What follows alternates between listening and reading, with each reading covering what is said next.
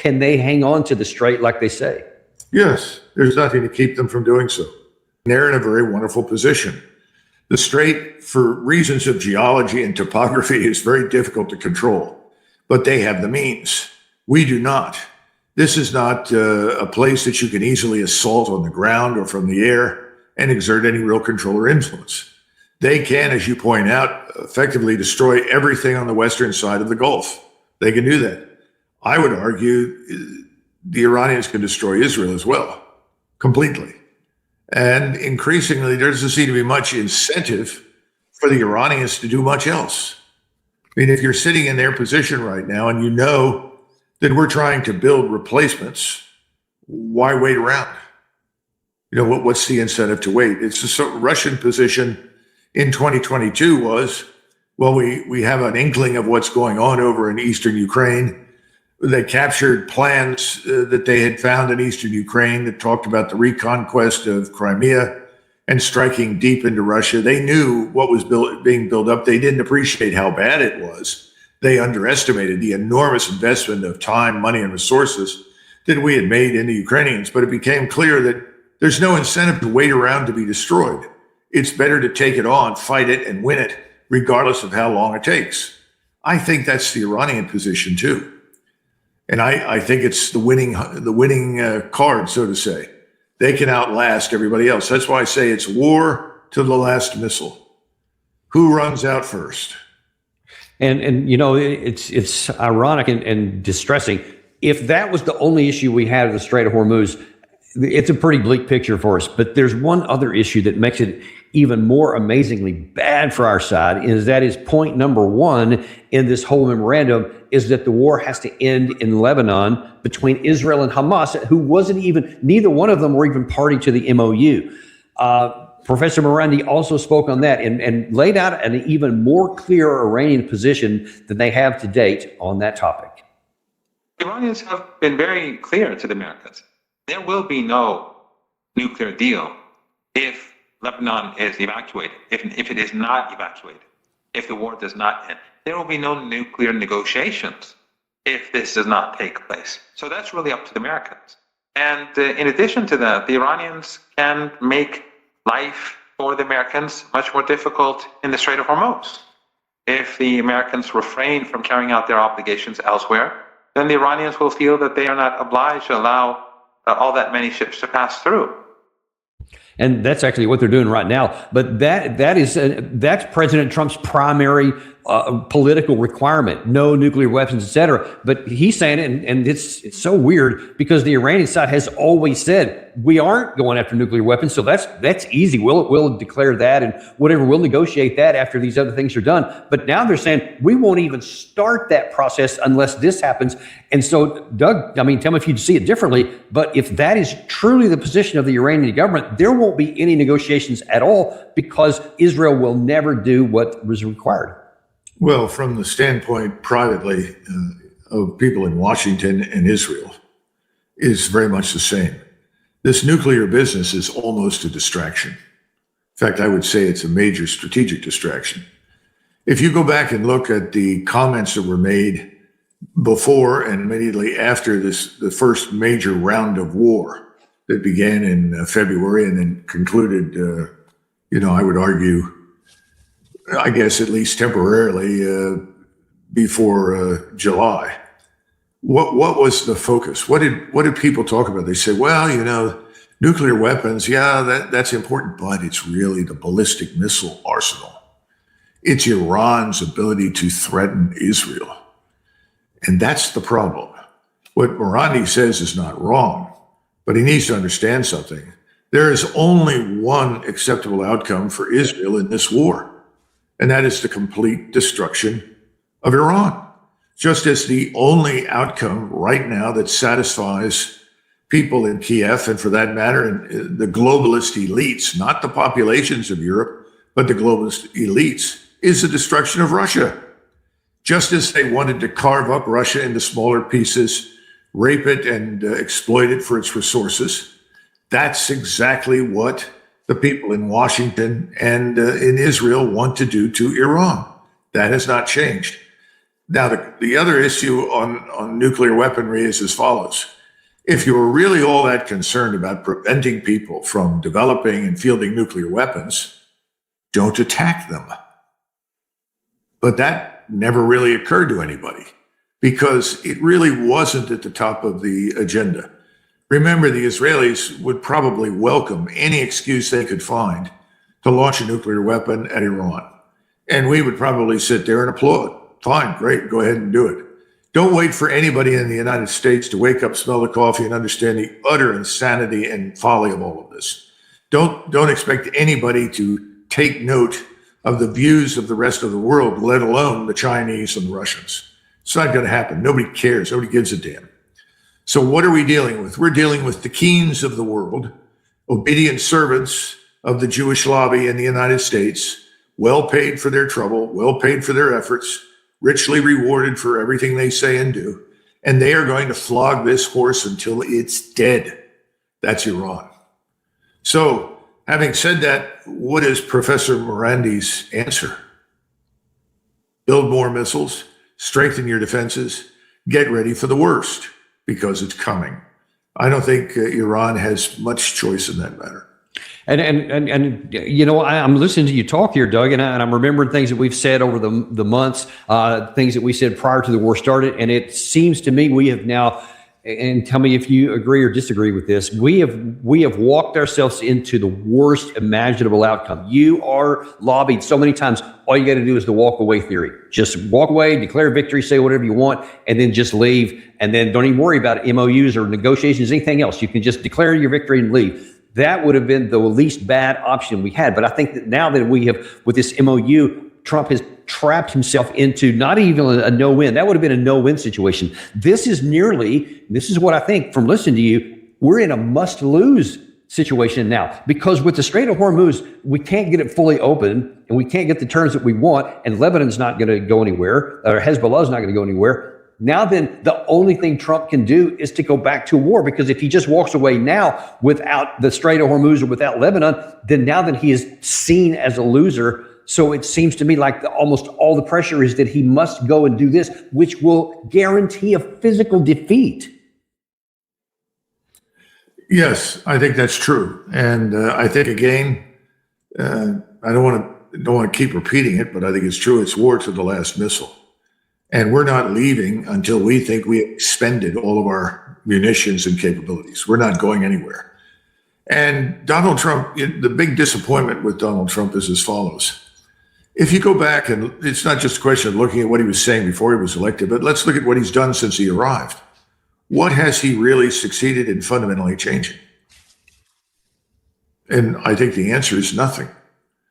Arguably, one of the keystones in the edifice of success that he was trying to build was the simple passage of legislation on voter integrity. I mean, it's hard to imagine any country in the world that would say, we don't want every citizen that comes to vote on election day to show their identity, lest we should discover they are American citizens. Instead, we don't want to demand anything of anybody. And effectively, we're leaving that into the laps of the states. So there's no voter integrity. If there's no voter integrity, how meaningful are elections? If elections aren't meaningful, what does that say about the republic? Now you would think that what I just described would be at the top of Donald Trump's list of critical tasks to be performed. Have you heard him say a lot about that lately? Not really. I think he's walked away from these things that were vitally important to the survival of our republic, and instead is focused on all the things that are important to his donors, to the donor class, the globalists that currently govern the West. What else do you want to call them besides donors and globalists? Zionists, neocons, the Epstein class. I mean, use whatever you want, all lump them together. They're the people that are driving this train. They could care less about elections. They could care less about the electorate. They don't care who shows up or doesn't show up. They're in control. That's the problem. And President Trump has done nothing to change that, nor do I expect that he will in the near future. Yeah, and that leaves us in a big conundrum. I mean, if we just ended the show right there, that's it's a pretty bleak outlook here. Unfortunately, there's another side to this whole problem here, and you mentioned war to the last missile. Well, that doesn't just apply in the Middle East. That also applies in the Russia-Ukraine war, and in fact, that seems to be something that Volodymyr Zelensky wants to help accelerate because he's really keenly interested in those missiles. Недостатньо засобів захисту. Особливо це стосується ракет для Петріотів. Ми усім партнерам довели і потребу, і головне можливість, як можна дати більше захисту життя. Це просто нонсенс, що в сучасному світі виробництво ще не налагоджено, настільки не налагоджено, наскільки реально треба, щоб був захист людей від балістичного терору. Ми давно зверталися і довели, що можемо виробляти, зокрема, і таку номенклатуру захисної зброї, якби Україна отримала від Америки ліцензії на виробництво Петріотів, нашого виробництва вистачало би і на захист України, і на допомогу партнерам, які цього. So he's saying, and he has said in the previous few days, look, to all of NATO, forget about this 2027, because apparently there's already some contracts to give them some Patriots in 2027 that have yet to be built. He said, you know what, forget about all that. Give me all of them that you have right now, and then give me this additional ability to manufacture going forward in my country here. What do you think of that idea? Well, he's also mentioning something else that I think is worth noting. In the context of what he was discussing, he was saying, what is wrong that the Western world is not adequately mobilized, its industry, its capabilities, its forces to support me, Zelensky. Now, I've never been a supporter of this man. He, like everything else associated with the Ukrainian war, is a fraud. I mean, this is someone, Kolomoisky, a famous Jewish oligarch from Russia, who then moved into Ukraine and established himself and made billions. He's now, I guess, sitting in jail somewhere. He's the one that found Zelensky, who grew up speaking only Russian, who was a comedian, not a Ukrainian ethnically, and certainly not by birth, and puts him in charge of Ukraine, with the help, of course, of the Nulins and Kagans and others. Now, these people created this fictitious government, and we have been backing it to the hilt, thanks to the CIA and the United Kingdom's MI6. And he's saying, look, you put me here. I was willing to try and get out of this with a peace agreement. You sent in Boris Yeltsin. He promised me the world. You haven't delivered. And what he's really saying is, if you don't give me everything now, I'm not going to be here in another year. And he's correct. He is absolutely correct. Now, there's something else that is never mentioned. That is that President Putin has exercised enormous restraint. He's always been opposed to any action that might result in the sudden introduction of NATO forces into the equation. He doesn't want a major war. He's handled that very well. But things are getting rough right now in this war, in the sense that the Russian people certainly have run out of patience. But we need to remember that President Putin also has enormous influence in Venezuela, in Cuba, even in Mexico. He has enormous amount of influence in many countries. He could escalate the conflict that we've got going right now in Ukraine against him, and for that matter, what we're doing in the Middle East to destroy Iran, and move this horizontally into the Western Hemisphere. We are lucky that we've got President Putin on the other side of this equation. The problem is, somewhere along the line, President Trump seemed to promise some degree of flexibility, understanding, or agreement in Alaska. That turned out to be a complete and utter fraud. And I think that's begun to really change the situation and the attitude in Moscow towards us. It's not simply, we can't believe in anything the Americans say. They're really the enemy too, just as much as the people in Europe. I think that's very dangerous, and that's why it is not impossible that we could see dramatic events over the next several months. The assumption that the Russians will sit quietly, gradually bite off pieces of their enemy. Now we've got these fortress cities that are falling, but not move beyond that, I think is a mistake. I think it's very dangerous. This is a more dangerous period right now than perhaps any that we've seen to this point. So I don't know which which particular conflict blows up in our faces first, whether it's Iran or Ukraine. And I don't exclude trouble in the Caribbean with Cuba and Venezuela and Mexico. But nobody seems to be focused on any of those things. Nobody sees any connectivity between those things. And we really ought to. There's more going on than we realize, and we don't have control over what's happening in our own country. And that's another matter. We haven't even talked about economics. And you can bring on Jeff Curry, who knows more about the oil market and oil trade than anybody, but you can bring on any number of people beyond him. No one can predict with absolute certainty, but we know we're headed for an emergency set of circumstances between now and the fall in the oil markets. That's going to have an impact here at home as well. Is anybody really thinking that through? Or is President Trump absolutely convinced that he can simply manipulate these markets in perpetuity? Because we're running out of the oil to do it. Now, maybe that'll change and, sun will break through and suddenly all the bad weather will go away. I don't know, but I think there are too many variables. There's too much potentially bad that could go wrong. But no one seems to tie that together in any sort of meaningful way. No, and it's something that's just not auguring well for this sun to be broken through or for us to suddenly discover sanity. Obviously, President Trump does, by all accounts, think that he can, into perpetuity, manipulate the markets, in the paper market that he can manipulate somehow will translate into the physical market.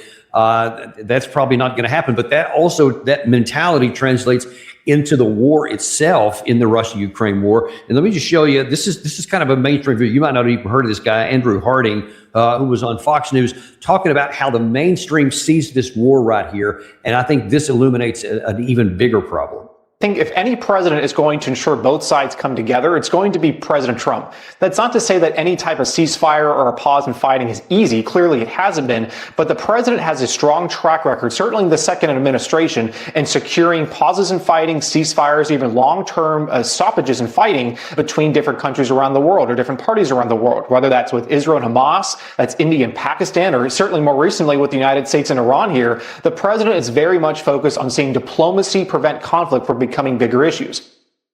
No, aside from just the insanity of that, there has been, because President Trump said it a couple of days ago, that he still wants a diplomatic end, and I think we're going to get it. He said, I think we're on. I got on the phone on the 4th of July with President Putin, and I mean, you could have lifted that almost verbatim from January 21st of last year when he took over and said the same things, and 18 months later, nothing happens. And people still keep listening to them. And then this guy here, I think he's probably talking not to the Fox News audience, but to President Trump himself, who obviously always watches this. And it's just feeding his ego that he can do all these things, and he's doing none of them. What are your concerns if Trump believes his own rhetoric? I think we should send that young man down to Fort Benning, and he should spend some time in the I bar, and eventually someone will punch him out and throw his ass out. And that should end his career. He's pretty good help. It's pretty annoying. He sort of embodies in his appearance and speech and so forth everything I think is wrong with American manhood these days. There isn't much manhood. And he's willing to say whatever, the people that put money in his pocket say. Look, this is all crap. It all means nothing. It's all nonsense. Unfortunately, as we began this program, I said, most of my generation listens to it. That's the problem. Yeah. They continue to listen to it and they believe it. But everybody else has walked away. So I think once you get under the age of 50, you begin to see more and more and more and more people who say, this is nonsense. This makes no sense at all. I don't want anything to do with it. I think the truth is that in the eyes of most of the electorate, our great institutions of governance are entirely lacking in legitimacy. That's a very dangerous thing. People just don't believe what they're being told anymore. But again, if you're living in the bubble of Washington, D.C., there are no problems. If you move 100 miles west, south, or northeast, or northwest, you begin to get a very different picture. But unfortunately, inside Washington, the fantasy world is intact. And he's an example of it.